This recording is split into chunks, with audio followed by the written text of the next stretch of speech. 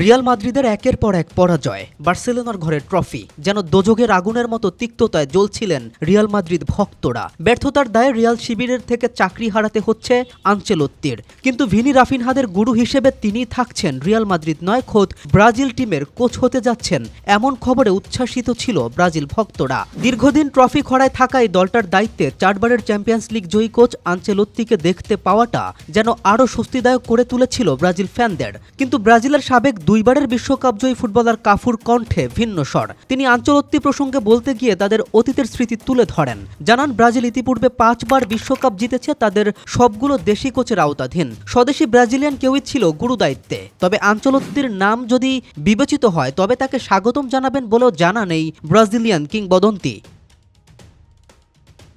2022 কাতার বিশ্বকাপের পর থেকে যেন অনেকটা ছন্ন ছাড়া ব্রাজিল। সবশেষে আর্জেন্টিনার বিপক্ষে শোচনীয় পরাজয়ে যেন তাদের দুরবস্থা আরও স্পষ্ট। 4-1 গোলের বিশাল ব্যবধানে পরাজয়। দেশীয় কোচ নাকি বিদেশি কোচ, এ নিয়ে মতভেদ চলমান। তবে ভক্তদের শুধু একটাই চাওয়া, এই দুরবস্থা কাটিয়ে উঠুক ব্রাজিল, আবার ফুটবল বিশ্বের রাজত্বের আসন দখলে নিক সেলেসাওরা। কেম রাফিন, বিডি আর্কাইভ, ডেস্ক রিপোর্ট।